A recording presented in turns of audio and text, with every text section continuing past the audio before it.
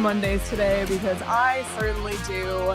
The Monday after the team that you've been a fan of / covered for years and years and years getting sold. I don't know. It's a little different. I'm not sure about you guys. Thank you all so much for tuning in to the PHNX Coyotes podcast. Don't forget to hit that like button, subscribe wherever you get your podcast. Leave us a 5-star review. I'm Leah here with Petey, Craig, and Danielle. How are you guys doing today, Craig? I agree with your assessment. Monday morning. This is a reference for you, Petey. Monday morning sure didn't look fine. Nope. Tucson I got cool, none though. to say. I'll say Tucson was great, and we see Mike Madison's in and Christine Purdy. I forgot the wine. Sorry. Yeah, it's all at Leah's house. Big freaking surprise there. Yeah, I think we're fine. Here's what's making me help through this. I know we're going to talk about this later, but what's helping me through this right now is there's some really good hockey on, and I think that's helping ease the pain for right now, because the Coyotes would be done anyway. They'd be golfing. Well, and they are golfing. So right now it's kind of okay, but boy, as the summer progresses and we start talking draft and ping pong balls, and I'm going to be grumpy son of a bitch, I tell you. And land auctions. Yeah, whatever. All right. Well, we're gonna talk. Yeah, we're gonna talk some NHL playoff hockey just to talk about something else. We're gonna talk about the AHL and the Tucson Roadrunners. But first, we got to talk about the Smith press conference, because if you recall, for those who have watched on Friday, the three of us sat there. Well, Craig and I went to the actual press conference, and then the three of us sat there and we reviewed and we talked it through for almost an hour and a half. There was a lot to take away from it. Mm-hmm. If you missed that show, you can go back and watch it. It's on our PHNX playlist on our YouTube channel. But the Ryan and Ashley Smith press conference, in contrast. Yeah, you started off. What'd you see there? Yeah, so first of all, Gary Bettman and co. got on a plane right from Phoenix, flew directly to Salt Lake. By the way, imagine getting that assignment, the 5 p.m. on a Friday press conference. At least they were getting the good news end of it. Yeah. I mean, first of all, it's an introductory press conference, so yes. The vibes are high. There's always a lot of hope, but the vibes were high. Like, I watched it and I was like, yeah, they sold me. They sold me on this idea that it's going to work, that the community is going to rally around it. And most of all, they sold me that they are the Smiths are good public speakers. They know what to say. It doesn't come off necessarily even forced. It feels genuine watching it. Yeah. And Gary Bettman was also in a much better mood and body language space at that press conference. Yeah. This was the side of Gary Bettman that I've seen a lot of. His humor was out in full force, and I don't remember the exact quote, but they applauded him before he ever spoke, and he said, "I know you're new to the NHL, but I don't get that reception very often." Can you imagine? Can you just imagine? And I'm trying to put myself in Gary Bettman's shoes, what he went through during that day, and the juxtaposition of those two press conferences for him, from babysitter to celebratory MC, is quite the difference for Gary Bettman. It is. Clearly the two tones are going to be different. So that definitely changes the way we're going to look at these two press conferences. The tone is different. The message is different, but I have a feeling we're going deeper than that. Yeah, we're going to go a little deeper than that. Just Bettman was great. Like he was hilarious throughout. It was, and I'm sure it was much easier, obviously, when you're delivering positive news. But he talked about there are a bunch of things that I had that were takeaways from that news conference. But Bettman talked about, multiple local leaders had assured him that there will be no arena drama. And given where he had just come from, he really didn't want any arena drama, because that has been the Coyote story for the past 15 years. A couple things that really struck me about this, aside from what you guys said, that it was polished. And I I am a jaded journalist, and I know enough to know that introductory news conferences always sound that way. Everything is bright and shiny and hopeful. It's all rainbows right now. It won't be that way forever. It's not going to be a perfect situation. Ryan Miller's coming on our show tomorrow. Ryan Smith even said that himself. I won't be perfect. He said it a few times. Yeah. That's not a perfect situation in Salt Lake, first of all. And while you have to do this as the face of a franchise, which he clearly wants to be, unlike Alex, and I'm not faulting Alex for that. Some people aren't comfortable speaking publicly, although you should probably choose your words more wisely than he did in his news conference. It's polish, right? And we can see through a lot of that. I'm not saying that he's disingenuous, but I've been around the block enough to know that just because everybody's saying things doesn't mean it's reality. This is the face that you have to put on it. You have to be positive. You have to say the right words. We'll see what the reality is that comes later, but they were extremely polished, and that's a good thing. The other thing that really jumped out at me about when he was talking, he kept singling out employees, his staff that had worked on various parts of this project. He named them and thanked them. He addressed reporters by their first name when they asked questions. This is how you connect with people. This is how you connect with people. We know, we've heard numerous stories about that work environment, and trust me, there are a lot more coming out soon. It doesn't seem like their work environment is that way. And again, we'll find out reality. But the fact that he took that step, I thought that was a really nice touch. Just simply trying to connect with people matters a lot. Yeah, and I think what you said there, Craig, is we're not sure what the message is going to be or what reality is going to be, but you polish up that message and you tell people what they want to hear. That honestly is what a press conference is. And Yep. and I think the one thing we didn't see in the press conference here in Arizona is I don't think we heard what we wanted to hear.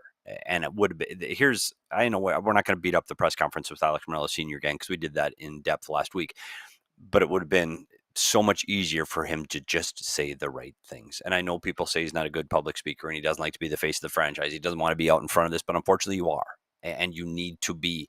And the message clearly needed to be one thing. Sorry it worked out this way. We're going to do better. I'm going to embrace the hockey community. And if he said those 3 sentences and meant it, I think it would have been a big difference. So we'll see what Ryan Smith says. He said it now. Now he's got to do it.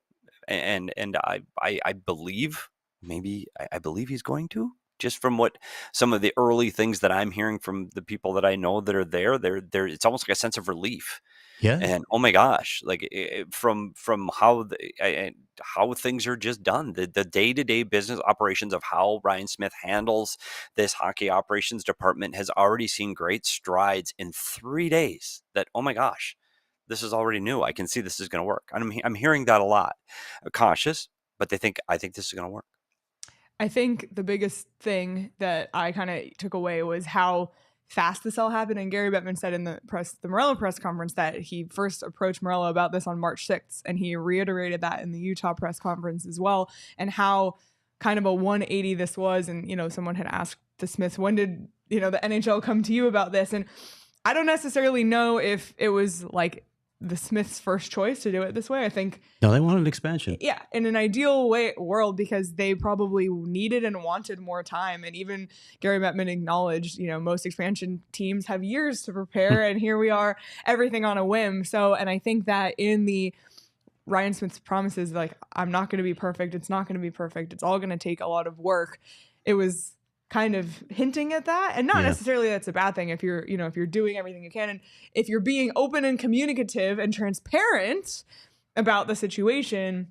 I think that's, it just is what it is. But just the difference in Gary Bettman's demeanor, both, again, different vibes just in general based on what the news is, but didn't have to manage anything. He actually, Gary Bettman didn't even speak that much in this one. And it was really interesting because somebody asked him directly, like, what advice, or maybe they asked Ryan Smith and then Gary Bettman chimed in, what advice would you have for, there's a number of other cities who are really interested in NHL expansion teams. What advice would you give them in pursuing that with the National Hockey League? And Gary Bettman even said what some of those things were, which was like, one of the things he said was shoot straight with us. Yeah. Which I thought was really interesting.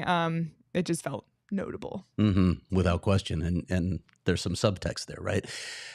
Another thing that I wanted to bring up, because it's really important to what Alex Meruelo is trying to do locally. It was amazing to see the various voices and bodies represented at that news conference, political officials, LDS, the church was there. All of these different stakeholders in that community were there in support of this idea of bringing the NHL and all that it took, including public money.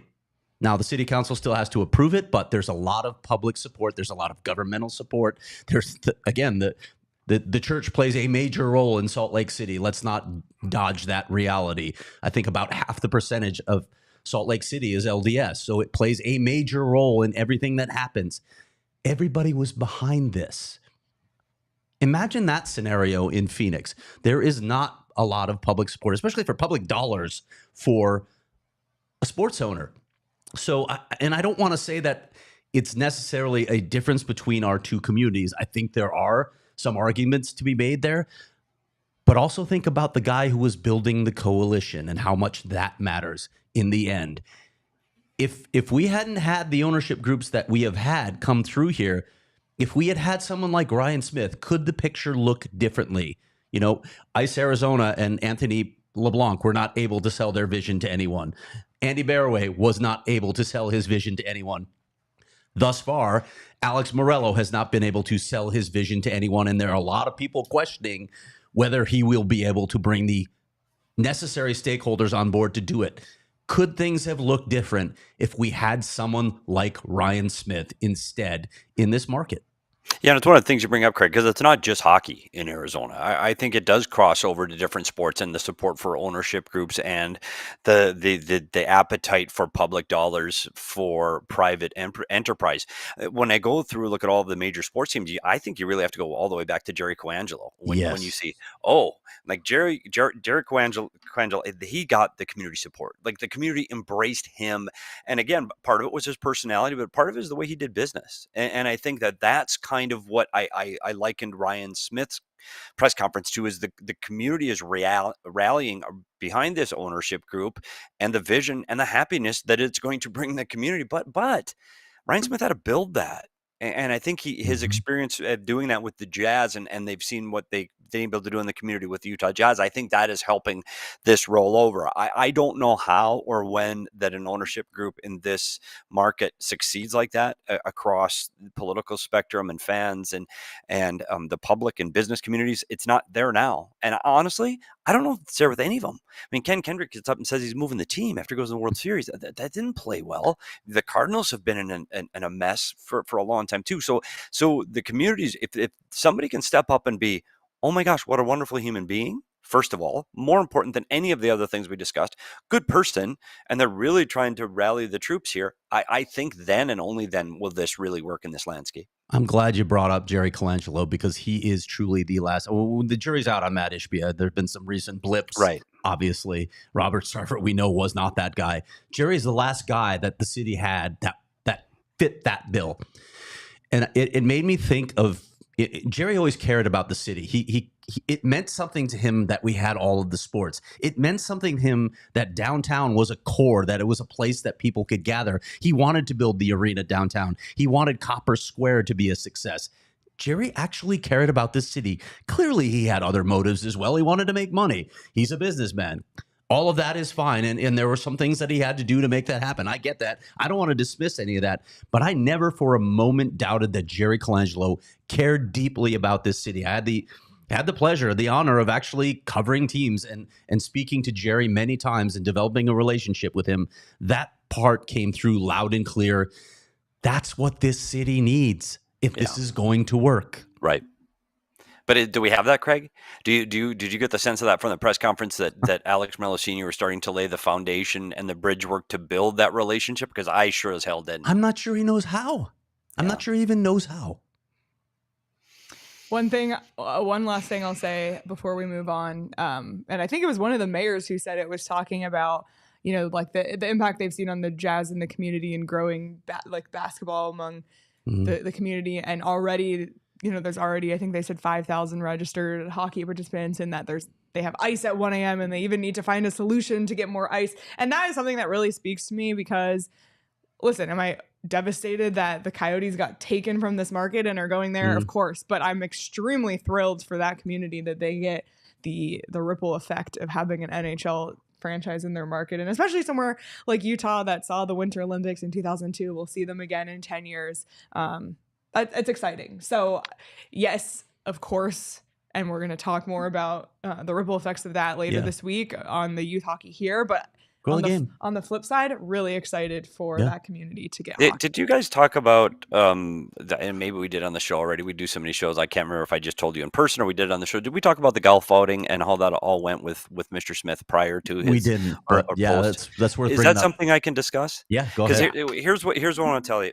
And we talk about the two different fundamental differences in these two owners and how these players were treated. And again, it's not always about money, but sometimes it is. And I don't mean their contracts. I mean the periphery. And I don't know if everybody read the Katie Strang article, and there was some issues with buying pizza in the bubble.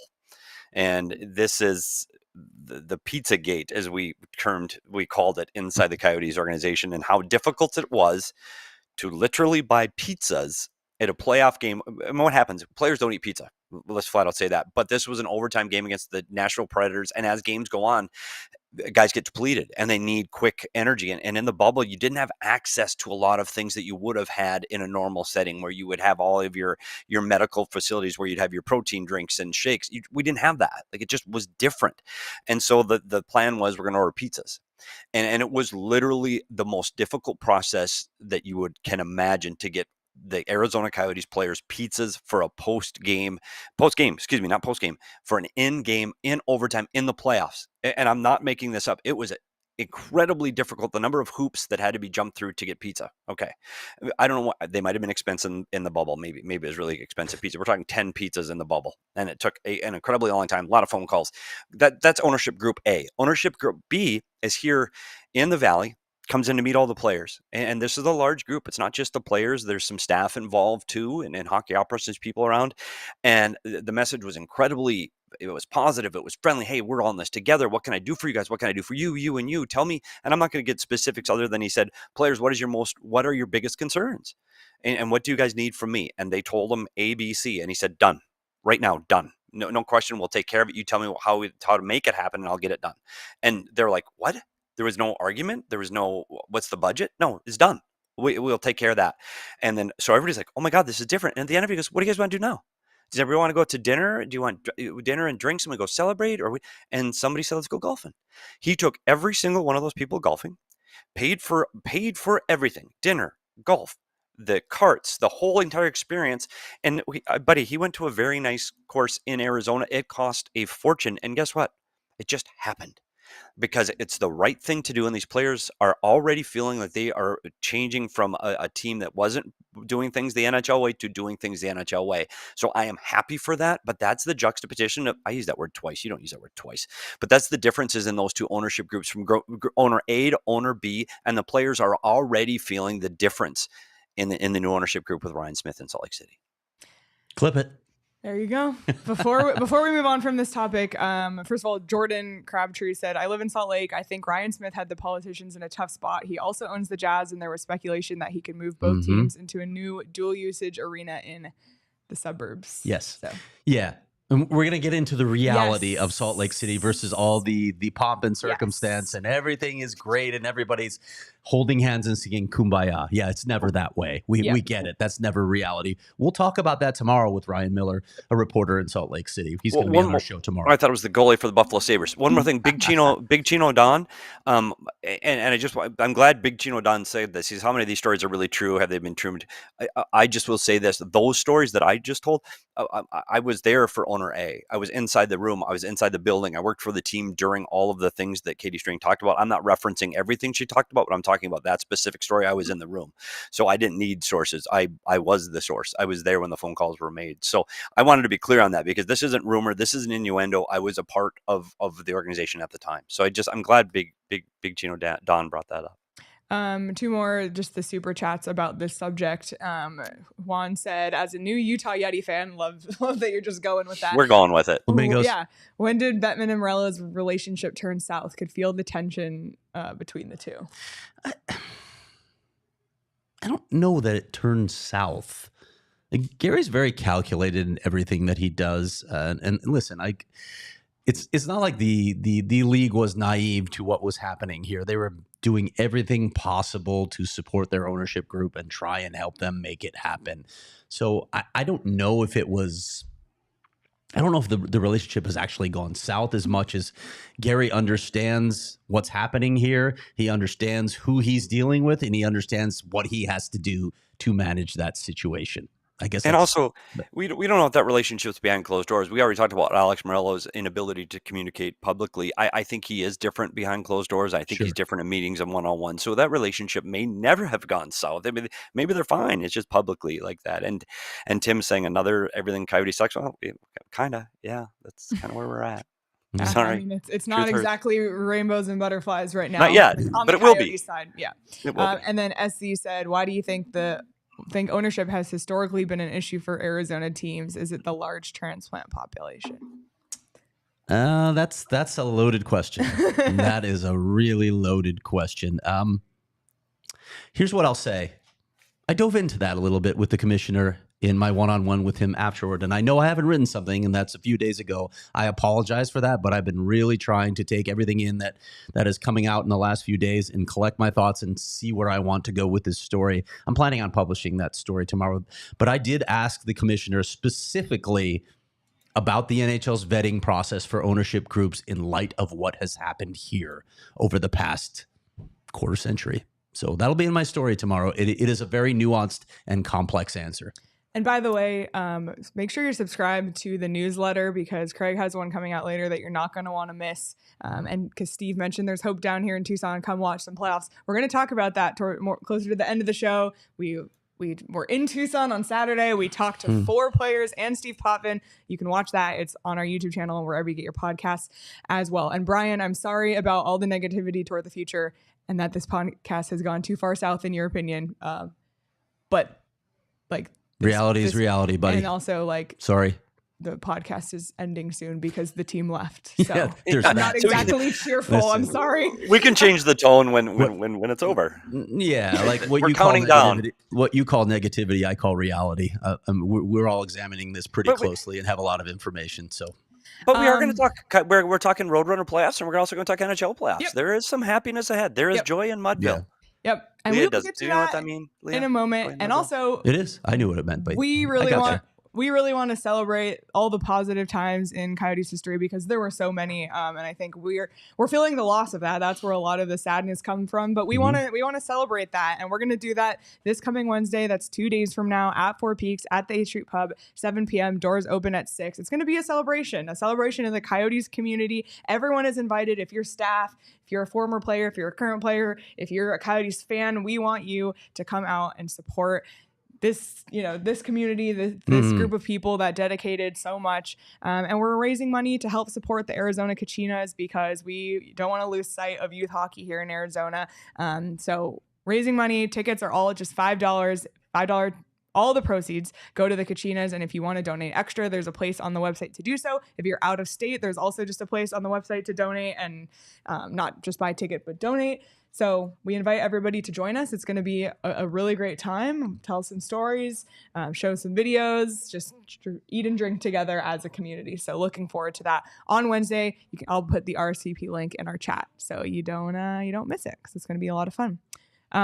Speaking of the NHL, we're going to talk about the NHL playoffs here in a second, but I don't know if you guys just caught the news, but the Buffalo Sabres are hiring Lindy Ruff for a second stint in Buffalo. So I think there's one time where it'd be appropriate to say, sorry, Lindy. Yeah. So I texted Sean DePaz, and I said, can you help me out with a parlay pick for BetMGM? And he said, Sabres not to win effing shit minus 8 billion. And then he actually sent me a parlay, and he said, this one's called Picked This Through My Tears parlay. So here's my BetMGM parlay pick, okay? And it's all playoff hockey related. Hurricanes -1.5, Oilers money line, Stars money line, Bruins -1.5. All that parlayed together for odds of plus 1450. So if you want to tail that to Sean made that emotionally, so it really means a lot to him. You can do so over at BetMGM. What better time to bet than on the NHL playoffs? This has been a fantastic start to the first round, and we'll talk about it in just a second here. Sign up for BetMGM. Use that bonus code PHNX. Place your first BetMGM sportsbook wager through the BetMGM Sportsbook mobile app for at least $10, and you receive up to $1,500 in bonus bets if the bet loses. Check out the show notes for full details. And now listen to Shane talk about the disclaimer. Bonus bets expire in 7 days. One new customer offer only. Gambling problem? Call 1-800-GAMBLER. Available in the U.S. Call 877-8-HOPE-NY, 467-369 New York. Call 1-800-327-5050 Massachusetts. 21 plus only. Please gamble responsibly. Call 1-800-NEXT-STEP Arizona. 1-800-BETS-OFF Iowa. 1-800-981-0023 Puerto Rico. First bet offer for new customers only. Subject to eligibility requirements. Bonus bets are non-withdrawable. In partnership with Kansas Crossing Casino and Hotel. See BetMGM.com for terms. U.S. promotional offers not available in New York, Nevada, North Carolina, Ontario, or Puerto Rico. And then head over to Desert Financial Credit Union, where it's good enough for Craig, so it has to be good enough for the rest of us. For more than 84 years, Desert Financial has been Arizona's largest, most trusted local credit union, dedicated to creating exceptional experiences by giving back to the community and providing financial solutions that make real lives better. Make sure you look to Desert Financial for your checking and savings accounts, your mortgages, your loans, your credit cards, investment options, and retirement, because we all know we're a day closer to that. Craig, join a credit union that is committed to giving back to its community by sharing success. When you open a free checking account online, you get $200 in bonuses. Get started by visiting desertfinancial.com/200 today. All right, we're going to change our tune. We're off of the negativity for those who are upset about it. We're going to talk about the NHL playoffs, and then we're going to talk about the AHL playoffs. But first things first, this has been a hard one for me to wrap my head around, just because it's hard to care about the NHL right now when I feel There's no Arizona team. There's no Arizona in existence. Yeah, Well, listen, the Coyotes have been in the playoffs 1.5 times in the last 12 years, so that's not the problem. It's like the loss. So it's been hard. However, what a great first round matchup slate. Oh my God, the games so far have been like almost every game has been incredible, has had dramas, had storylines, and we haven't even watched all the first games yet. We're going to give our predictions here in a moment. But you like how we're giving them late? Yeah, I know. So I gave mine. Mine are already on. I've got the receipts for mine early too, and I have witnesses. So I don't. I made easily as hers are in doubt. I'm a little bit fraudulent, but anyway, overall thoughts on the first round, any matchup. Craig, I'll throw it to you. Just what intrigues you? Leafs Bruins obviously is a series that everybody was going to be dialed into, and I don't know what you saw. I know you're not a Leafs fan necessarily. You're more of a Penguins fan, but we talked about here's the topic that I want to broach right away. Let's go here. We talked about goaltending being a concern for several cup contenders. Toronto was on that list. Colorado was on that list. Edmonton is on that list. They have yet to play. Some of that concern was validated in the first games of the first round. And I don't know what you saw, Petey, but I wanted to talk to you specifically maybe about Leafs, Bruins goaltending, and then Avs Jets, because Georgiev has been a topic of much discussion. Oh, and look, Rudo just spawned in the chat when you said Georgiev. Yeah, it's funny. I'll do the Toronto really briefly. I think Toronto has had the same problems they've had for years and years, and I think it's their inability with depth of defending, and I don't think their goaltender is good enough. I think when you see the Boston Bruins are better along the wall. They're better through the blue paint. They're much better in the neutral zone. And let's be honest, the Toronto Maple Leafs were not able to generate offense, and it's hard to do against that smothering Boston Bruins defending. They couldn't get pucks to the middle of the ice. They couldn't get pucks around the house, and I think Toronto's in trouble. And the one thing when you're trying to outscore your problems, as the Colorado Avalanche did, it's difficult to do. But I went back and watched all the Colorado Avalanche goals today. And by the way, there were a lot of them, so it took a long time. Rudo, sorry, but it was way beyond goaltending. Like this team, we always talk about how the Arizona Coyotes defend and how I know they're not strictly man-on-man, but there is some man-on-man appearances to the way they attack the puck. Colorado Avalanche are man-on-man, and you get defensemen up at the blue line and so forth. What happens, though, is if you're not extremely good and committed to your defending and you're thinking offensive zone and trying to get the puck up the ice, you forget your assignments and guys get in behind you. The Winnipeg Jets beat the Colorado Avalanche off the wall in the offensive zone over and over and over again. And I'm talking they're good players. Like Nathan McKinnon was getting beat off the wall, not because he's not quick enough. It's because he's not thinking defense. He's thinking offense. Colorado looked really shaky in their own end. like from the blue line in, this team is in trouble. And if they're giving up that 7 goals on 20 or 6 goals on 23 shots or whatever it was, you can't do that. You can't do that. I'm concerned for Colorado right now. You're not going to outscore your problems against the Winnipeg Jets. Petey, like a lot of people are focusing on the shot total and saying, well, they didn't give up that much. What's your response to that? With Colorado not giving up much? Yeah. Oh, no, they did, but go back and watch the grade A opportunities. It's not always shot volume. And even I saw that in a couple games on this series where you go, yeah, their shots are there, but they're not there. Like Washington had shot totals, but they weren't effective. They weren't from in the interior. They went in dangerous scoring positions, but they had shots. And I will say, conversely, for Winnipeg, they didn't have a lot of shot volume, but when they were getting shots, they were in between the hash marks, in between the dots, and they were in tight, and Georgiev had no chance. So it's the quality of those shots.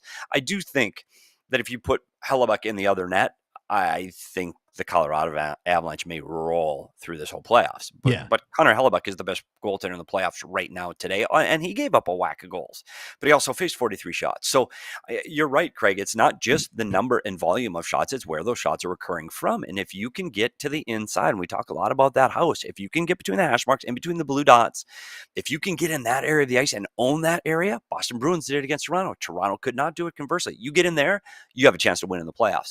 And you keep an eye on the teams that get there. If you get there, you have a chance. What does Colorado need to do differently? Like I saw some of the things that we talk about all the time. Sticks weren't tied up. Things like backdoor tap-ins, having to move side to side. Georgiev had to move coast to coast on a couple of those goals as well.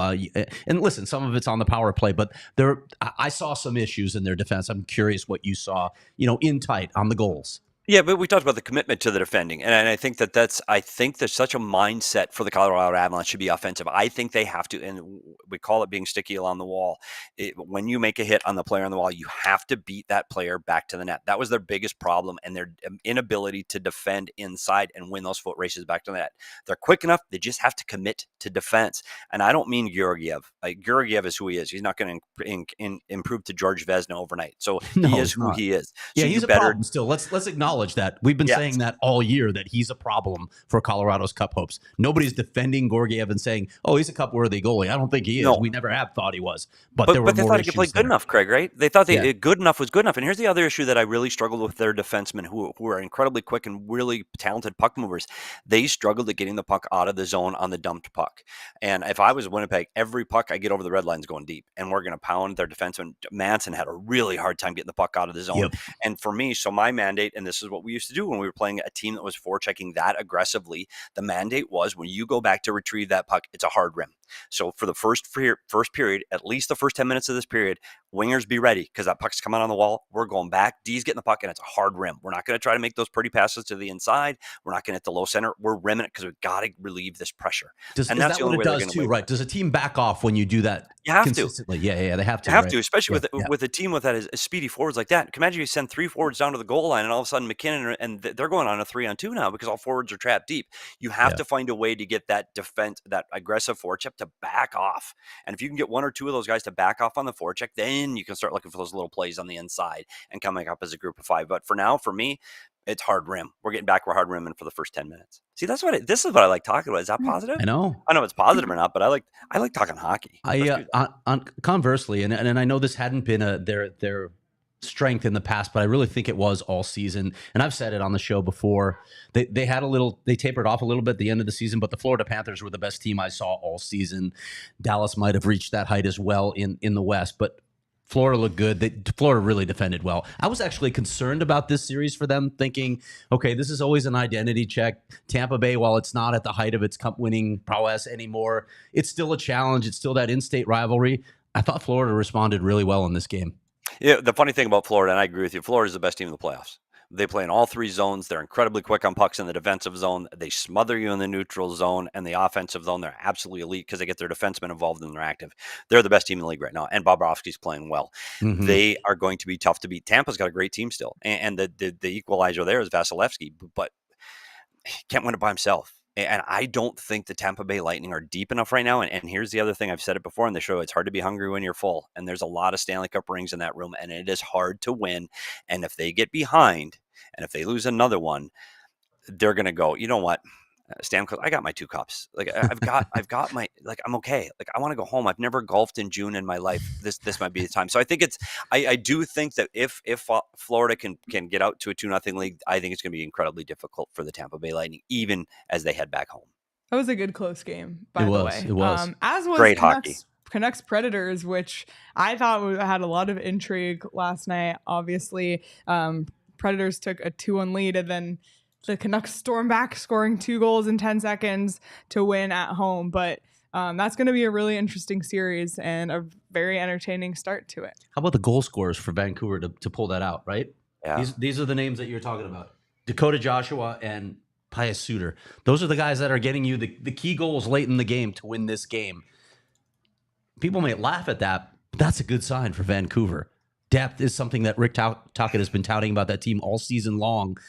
Vancouver has been able to roll 4 effective lines, and I didn't know what to expect from this team because, as Rick Tocchet said when we had him on that audio pod, Petey, they hadn't been tested at all. They haven't been in this situation. Now, I think they got a better matchup, obviously, getting Nashville than if they had faced Vegas in the first round. But to be able to come back after being down after 2 periods and respond the way they did, that's a good sign. Yeah, and I think the one thing for Vancouver, I do agree with you, Craig. This is the right matchup for the right team for them right now in Vancouver. They do have the depth in scoring. One of the things I get concerned about, though, and we saw it when the Coyotes played them late in the year, they were struggling to find those goals in Vancouver. I know they have skill in that team, and you're talking a lot of guys had career seasons with Besser having a career number. JT Miller had career numbers. And when you have a multitude of guys getting career numbers, it's something that doesn't last into longevity. They don't give a shit. They just want to win now. Their goaltending is going to have to be outstanding because I think they're going to get through. I think they get through Nashville. They get through Nashville. It's going to get extremely hard for this Vancouver Canuck team. I don't know. I don't know if they're playoff tested enough. I don't know. We talk about their depth, but guess what? So are a lot of teams in the West. Dallas is deep. Man, I like that Dallas Stars team. We'll get to their picks later. Mm-hmm. Vancouver got the right opponent at the right time to try to get their feet underneath them for the playoffs and get Thatcher Demko back to the way he was playing in the middle of the season. I do think they get through this one. Paul said a lot of people are overlooking the Rangers. I'm not. Oh, no. We didn't get to talk about them. And do they have the easiest first round matchup? I'm sorry. Petey, I know you're focused on the East. Sorry, Washington Capitals. Yeah. I really am. But Washington fell backwards into the playoffs. They tripped and looked around and said, "Oh, we made it. We're still playing. Oh, we're here." I'm sorry. Yeah. I'm sorry to say it, but it's true. Is this not the easiest first round matchup? Leah, not even close. Not even close. This Washington Capital team minus 37. They stink. Sorry, they stink. I don't know if they had any. You know how many shots Alex Ovechkin had on goal last game?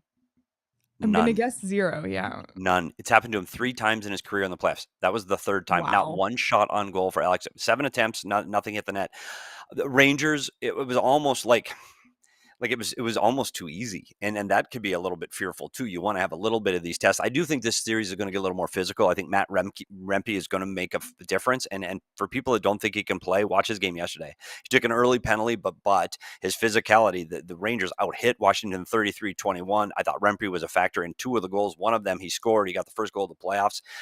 The Rangers, I really, really like the New York Rangers in the Eastern Conference. And I think that this will help them gain momentum into the second round that they're going to need because that next, when you get to the Final Four in the East, there are some incredibly good hockey teams. The Rangers need this to ramp up. The other thing the Rangers do that I don't think people give them credit for is their ability to defend. Keandre Miller, Schneider, Trouba. The Rangers defend incredibly well. They smothered that Washington team and gave them nothing. The only thing that I want to say about the Islanders Canes, because Carolina's winning this series. Is that series on? I didn't even know they were playing. Here's what I imagine. You know how you've seen this in movies where a prisoner gets forced to watch something over and over again on a loop as torture? That would be me with the New York Islanders. They would like tape my eyes open and I would have to watch the New York Islanders play on a loop. So I am happy that the Carolina Hurricanes are going to take care of them in the first round. I'm sorry, I didn't listen to anything you just said because I fell asleep with my eyes open while you were talking about Islanders. The poor Islanders. It's just not fun hockey to watch. I'm so sorry. And they're 3rd place in their division and they get to the playoffs. Yay on them. But I just don't think they get by Carolina. I'm sorry. And maybe that's good for us. Made it. Because Carolina, similar in Florida, Carolina does the same thing. They smother their opponents and they've got a back 6 that I really like. And I think they both can defend. I'm looking forward to potential Carolina-Florida matchup down the road. Yeah, let's do that. Let's get to the second round because the matchups are going to be unbelievable. Petey, what are your thoughts on Oilers Kings. The deja vu matchup, as I like to call it. Third time a charm for the LA Kings. I'm going to say yes this year. Ooh, you're throwing one prediction out already. Yeah, here's the deal. It's the same thing we talked about with Toronto, where the shortcomings that the Toronto team have are the same shortcomings the Edmonton Oilers have year after year after year. Their inability to defend. They have incredible top-end talent, but they don't spread that talent out through their top 12 forwards. And their goaltending, even though Stuart Skinner was in the top in Calder voting, I still want to see him do that in the playoffs, and I don't think he has done that as of yet. I think Darnell Nurse has too much on his shoulders on this team in the offensive side of the back end. I don't think it's spread enough, even in minutes or with the ability to put points on the boards. If there's going to be an upset in the first round, I don't love the Oilers, but the Kings. I like the Kings. Pierre-Luc Dubois, the guy's playing on their fourth line center right now. They're deep through the middle. I like Fiala and Kopitar. We all know what he can do when he's ramping up in the playoffs. I like this LA King team, and I think they're going to be a tough team to beat. They're going to be a tough out. I'm going to break some news here, and this is going to surprise you, okay? Okay. Miraculously, for the 17th straight season, Mark Stone is healthy for the playoffs. Get out of here. He's ready to go? It's the Undertaker meme where he sits up. I'm shocked. I'm shocked. What about the spleen? What happened? Yeah, so they're ready to go. I'm going to need to see that MRI. This series, like, I cannot believe we are getting Stars Knights, Golden Knights in the first round. I cannot believe it. It's going to be like an unbelievable. It's the Western Conference Final. Yes, it is. Yeah, it's a shame. This is the argument. Well, I mean, yeah. It's just, you can't do this. You can't have these two teams playing right now. No. Here's the problem, though. Vegas had so many injuries throughout the season that they struggled. And their goaltending, we all talked about Aiden Hill and what a great job he did in last year's Stanley Cup run. But keep in mind, he wasn't the starting goalie day one of the playoffs for the Vegas Golden Knights last year, and he's been injured several times in and out of the lineup this season. He never did quite catch that stride that he had all of last season. They're going in to start the playoffs right now. It looks like it's going to be Logan Thompson's net, although they haven't publicly said that. It could be Aiden Hill. The concern I have for the Vegas Golden Knights, I think 2 weeks from now, this could be a powerhouse. I think 2 weeks from now, with 2 weeks of practice and Hurdle coming in the lineup and Stone coming in the lineup, kind of like we're talking about in Tucson, you got to get it to gel at the right time, because now you're facing the Dallas Stars, and the Dallas Stars are rolling, and their goaltender is great. I don't know if Dallas is stingy on the back end, and they're defending as Vegas can be, and we've seen Vegas be, but Dallas has four lines. Dallas can score many different ways. Jamie Benn's playing well. That top line's elite. I think if you're going to play the Vegas Golden Knights, you need to play them early before they get it all figured out. So the best idea I've heard for dealing with LTIR and the way teams flaunt it for the playoffs. And again, Vegas is not the only team that's done this. Tampa did it before them. Chicago did it before them. So there are people that are up in arms, and I don't think that there's much will on the part of GMs to change it. There are people that have floated the idea of carry LTIR into the postseason. Well, they're very practical reasons why you can't do that.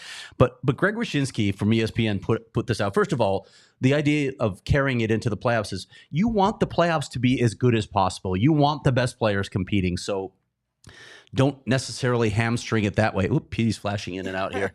Do you have a strobe light going? I don't know why it's doing that. I don't know. Wyshynski threw this out, and I don't know if it's his. I apologize if it's not his idea. Maybe he'll tell us at some point. But he suggested that maybe when guys come off LTIR for the playoffs, they have to sit for at least the first game of the postseason, or maybe two if you really want to make a point.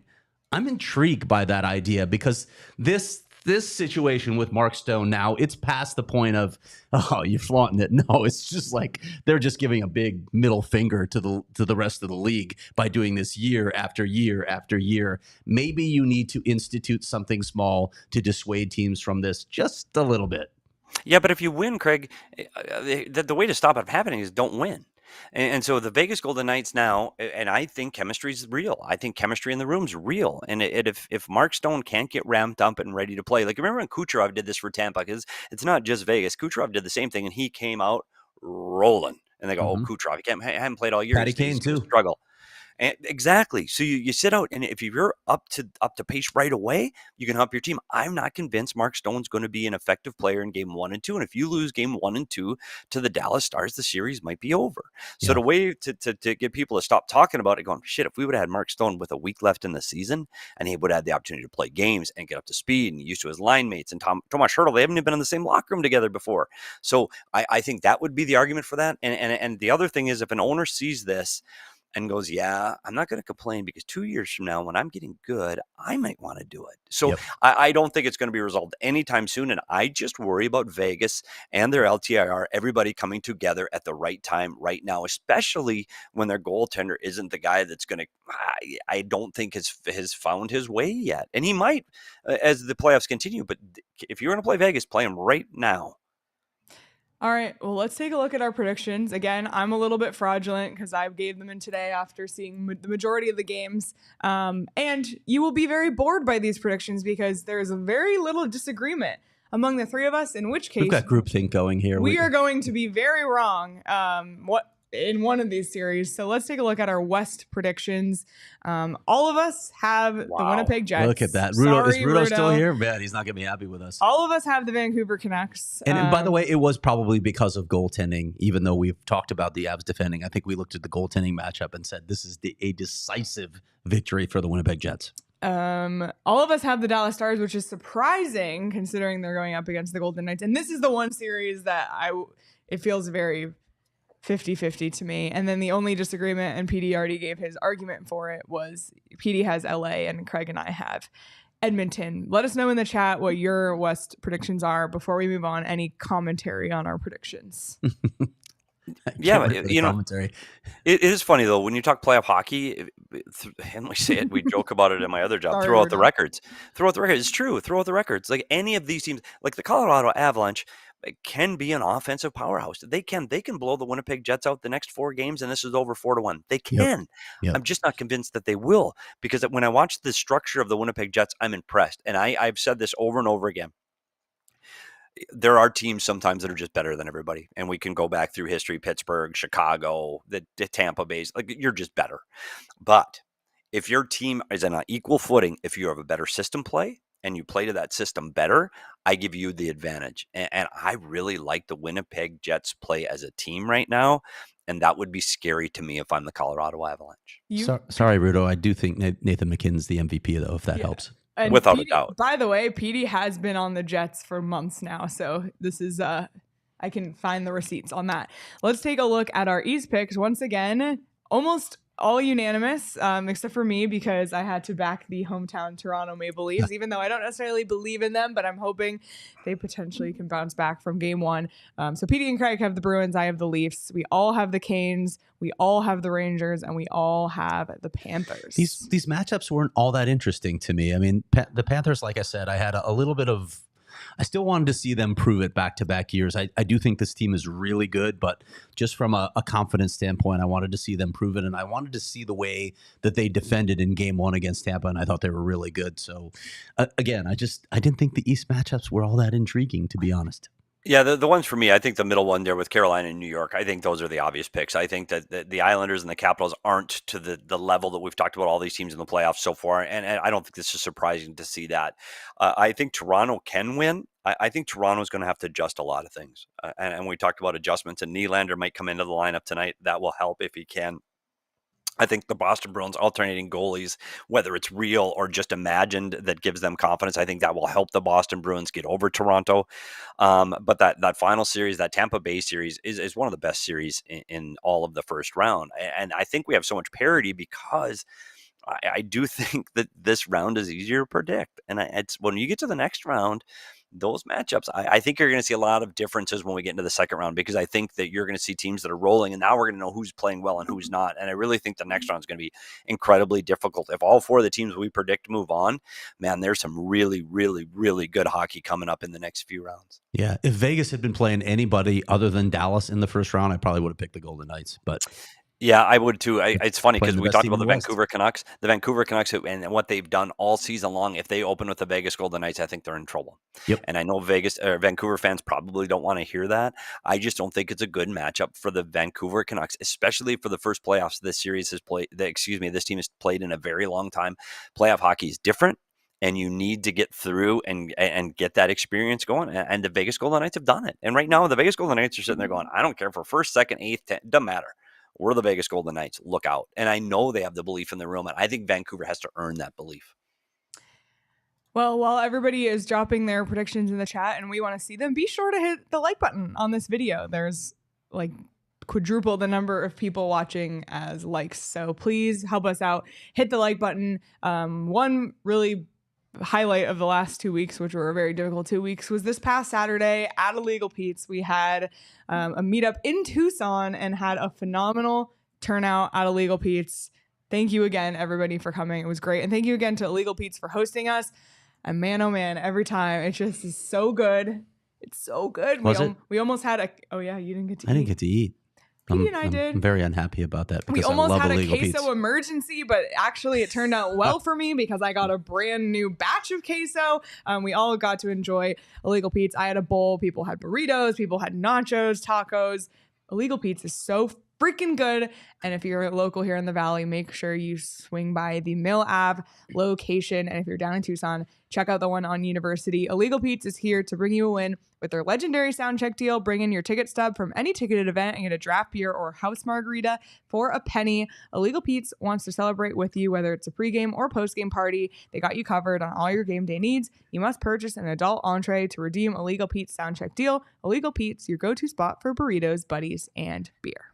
And then go check out Game Time. I wish we had Game Time when I was a kid. I remember buying concert tickets, and Craig probably says that too. To buy concert tickets back when Craig and I were buying concert tickets, you had to pick up a phone, and you had to dial and dial and dial and dial until that phone was no longer busy because there was no internet. There were no apps. With the 50-foot cord, you'd go around the corner. Buddy. And you had all your friends dialing. Everybody dial at the same time. If you ever get it, everybody buy all the tickets. Yeah, it's a true story. And usually you didn't get the tickets. But now you have Game Time. And with Game Time, they are now an authorized ticket marketplace for Major League Baseball, which makes getting tickets even faster and easier. Prices on Game Time app actually go down the closer you get to the first pitch with killer last-minute deals, all-in price, views from your seats, and the lowest price guarantee. Game Time takes the guesswork out of buying MLB tickets. And if you want to go to the Diamondbacks, trust me, it is the best way to buy your tickets on Game Time. If you want to go check out a concert at the Footprint, Game Time. You want to go see a show outdoors? Game Time. You want to go to a play at Gamage? Game Time. Any ticket you need in the Valley, make sure you check out Game Time because you can see the views from your seat. You get lowest price guaranteed. They pay 110% back of everything over in that difference. Take the guesswork out of buying tickets with Game Time. Download the Game Time app, create an account, use the code PHNX for $20 off your first purchase. Terms apply. Again, create an account and redeem code PHNX for $20 off. Download Game Time today. Last minute tickets, lowest prices guaranteed. All right. Well, let's close things out by talking about the AHL playoffs because there's an Arizona team in it, and it's the Tucson Roadrunners again. We were down in Tucson on Saturday. Watch the show if you haven't already. We had Akuratu, Max Zuber, Josh Doan, Dylan Gunther, Steve Potvin, all as guests on the show talking about the upcoming playoff run. And we finally know the opponent, something we weren't sure of on Saturday night. And it is going to be a best of 3 against Calgary, all in Tucson, which is great. Last season, they did not have home ice. Tucson fans did not get to see a playoff game at home, but they will this round. So yeah, really happy for them because I know this was important to Steve Potvin. And while they didn't win that final game, they lost in overtime with a ridiculous amount of players out of the lineup that he was resting and avoiding injury against a very physical San Jose club. I see why now. Yeah, we saw it firsthand. But then Ontario went and lost the second night in Colorado, and they clinched second place in the Pacific Division, and I think the 5th best record in the league overall. So one hell of a season for Tucson. They're going to have home ice for at least the first 2 rounds, assuming they can get out of the first round with Calgary. They'll have it in the second round as well. This is a fun story to watch. All the troops are there. We know Josh Doan and Dylan Gunther and Michael Kessering are there. Connor Geekie arrived today. He's going to practice with team. So all those guys are there. Calgary's getting some guys like Matt Coronado and Jacob Pelletier back. Dustin Wolf's going to be there as well. So these are 2 teams that are trying to work new players into the lineup I'm really curious how Potts is going to do this, because this is a lot of players, and maybe provide some insight. I don't even know if you can from a coaching staff. It's not like you ever had like 4 or 5 players coming in at once and say, okay, the Vegas Golden Knights staff can provide insight. Yeah, they could provide a lot of insight. But what do you do? I mean, just throw everything in a blender? How do you do this? Yeah, it's hard because it's funny. The 2 times you do this, you do it at training camp and you do it at the trade deadline, are the only times you can get several players coming at once. And I tell you what, you've seen it, Craig. We talked about in the coaches' room year after year over the summer when you acquire new players, go, oh, well, this guy with Doan is going to be amazing. They're going to be fantastic. And I tell you what, on the line board from day one, it's this player, and this player, and you're just excited. And they get on the ice and you go, oh shit, this isn't going to work. Like it didn't work. And I swear they couldn't make it through the first preseason game and they end up jubbling it all up again. I think that's what Steve Potvin's facing. You might sit there and go, okay, Doan, Gunther, and put Geekie on the wing. I don't know. Maybe they've got a mindset, oh, they're going to be great together. And you go, okay, they don't click. They're not right. And you don't have time. It's a best 2 out of 3. You can't sit there and go, okay, well, we'll figure it out over 82 games. You don't have that. You got to do it now. And it's got to work now. And it's hard because this team is 7-0-2 in their last 9, and they're rolling, and it's hard to mess with that chemistry. But you also have players that are really, really good, and you got to get them in your lineup. I would be extremely surprised if Doan and Gunther didn't play together. It would just shock me, because I think I would see pairs. I think Geekie's going to be interesting because Geekie was great in training camp with Josh Doan. Yeah. But he's been playing at a different level, at a different pace, at a different speed, in a different league. And it may take him a minute. I know he won't think so because he's an incredibly confident kid. And he's going to say, I can step on the ice and ready to go. It's different. It's more physical. You're playing against men, and it might take him a minute. So I wouldn't be surprised to see Connor Geekie playing a little lower in the lineup for game 1. I still think he plays, but I think you'll see him lower in the lineup than you will see a Doan and Gunther, who I think will play all the time. By the way, we will let everybody know how you can watch these games. We've been told that our diehards will have a pretty great way to watch it. So we will let everybody know in our Discord and on our Twitter account, because I know people are going to want to watch and support. And if you are able to get down to a game in Tucson, I highly recommend it. Again, we had a really, really fun time. And I know there's a lot of pain right now associated with Meruelo-owned teams, I'll be frank, and a lot of uncertainty in Tucson, even among the fan base and staff there, about what comes next, whether or not they are going to stay in Tucson. I think we can all set that aside for right now and cheer on this team on the ice that deserves support of the community. And Josh Jones said it on our show the other night. He said, I want to win a championship for Arizona. And that really, really, really, that just really stood out to me. So, and Leah, I just got a text from Adrian Denny, who is in charge of public, literally as we're on the show. Okay. And I'm not sure exactly how we're going to do this, but he said, ready tomorrow with exclusive PHNX discounted ticket offers for each home game and an AHL TV ticket package for the entire playoffs, and not just the Roadrunner games, for every other game in the league. He'll give those details for PHNX listeners, and we will have that tomorrow. And he's giving me the price for the TV. It says the TV for all of the AHL playoffs combined, every team, every game for the entire playoffs is $29.99. For every playoff game for all the teams in the entire league. So we'll have all that tomorrow. So stay tuned through all of our social channels, and we'll be giving you discounted tickets to all the home games, and plan on going Wednesday, Friday, Sunday if necessary. That's great. Thank you, Adrian. And that's really awesome. So we will definitely share that. I know a lot of people can't make it to the Wednesday One Pack event because they're going to that game, and that is we have to find a way to get that on the screen, though. Yeah, perfectly reasonable excuse to miss out on that. And we will definitely try and show that, because we want fun to watch that. Yeah, absolutely, we do at Four Peaks. So, but speaking of Four Peaks has been the, whether they know it or not, the official sponsor of all of the shit we've been dealing with. Four Peaks has really saved me. By the way, the Diehards, shout out the Diehards, got me a 6-pack of the peach, and it's 90 degrees out now. Like, I need to cool down. Peach, wow, all those cools me down. And we are going to be drinking Four Peaks this Wednesday, and we want to see you there, and we want you to enjoy Four Peaks wherever you buy your beer, whether it's at the grocery store, the gas station, Walmart, Target, etc. Four Peaks is all over the valley, so make sure you check out Four Peaks wherever you buy your beer, and swing by the 8th Street Pub. Visit fourpeaks.com/locator to find all your favorite beers and events, and check out at Four Peaks Brew or at Four Peaks Pub to keep up with the latest at Arizona's hometown brewery. You must be 21 or older to drink Four Peaks, and please enjoy responsibly. And at Gila River Resorts and Casinos, no one does it better. Leah mentioned the weather here in Arizona. No better place to sit by the pool with a margarita than at Gila River Resorts and Casinos. Time to take a staycation in Arizona right when the weather is heating up. And they do everything at Gila River Resorts and Casinos. If you want to have a Vegas vacation, but you don't want to go to Vegas, buddy, they got it all. They got state-of-the-art gaming floor with all the table games, blackjacks, live table games, and Arizona's largest casino sportsbook. We got dining just like Vegas. You got upscale dining, and you've got casual dining. Whatever you need, you can find at Gila River Resorts and Casinos. But you know what you can't find? Rick Springfield and 38 Special. You're not going to find them in Vegas because they're only at the Wild Horse Pass Casino down on the I-10. So make sure you check out all of the entertainment options that they offer as well. You do you at Gila River Resorts and Casinos. Visit playathila.com for more details. All right. Anything else before we wrap It's interesting. up? I'm going to talk about all the playoff stuff in the chat. I've been because I usually don't read the chat because it's too hard. But a lot of people are saying that better teams in the West. I think there's better teams in the East. I think the East teams are better and deeper. I think there's good teams in the West. I think it's going to be a good matchup. But that Eastern Conference to me, buddy, it is exciting. I don't know who's coming out. This is so much fun. I want to be positive, and people talk about our negativity. When we talk about Arizona moving to Salt Lake, buddy, sorry, it's negative. Can't help it. There's no way to positively spin that mess. But playoff hockey, we're here for it. Are we going to start telling people when this is all? Or not now. Not yet. Let's put it this way. Can we say the countdown is starting to begin for PHNX Coyotes? Yeah, I think that's fair. Yeah. But That's fair? We're going to keep it alive in some form. So, Okay.